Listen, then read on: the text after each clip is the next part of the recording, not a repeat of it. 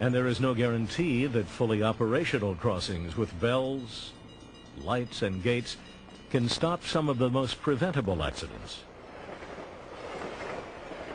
Every 90 minutes, someone in this country is hit by a train. More than half of them are killed. In these instances, nothing is enough to stop an impatient person.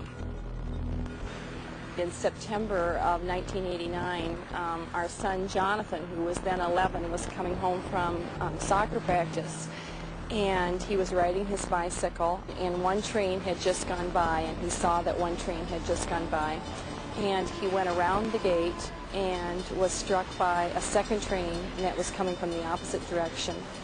And he was thrown about 35 feet and landed basically on his head. It was the end of his future that day. A second accident 6 years later at this same intersection. Luke Wilson was in a hurry to get his younger sister Lauren to school for play practice. Lauren was riding in the passenger seat.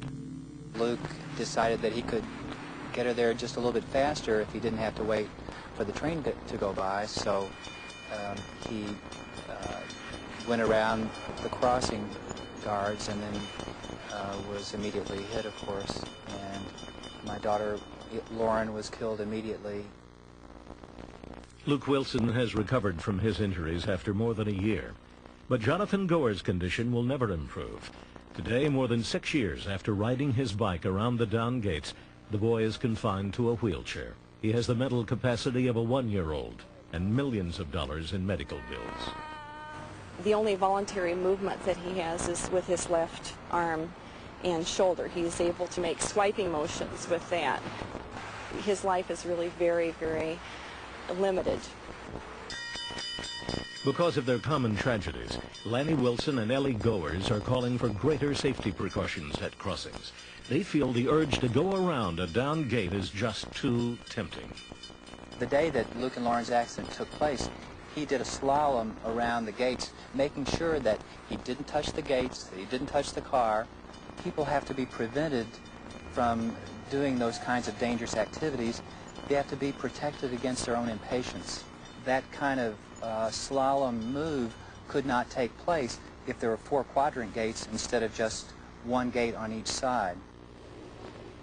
The 4-quadrant system Wilson advocates is widely used in Europe, and it's gaining support here. It would operate by improving a standard crossing that only blocks traffic in one direction, with 2 additional gates to cover the lanes of oncoming vehicles.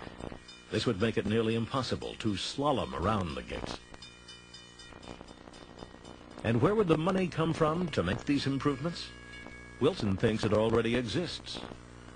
We're talking about many millions of dollars worth of settlements that are being made at crossings.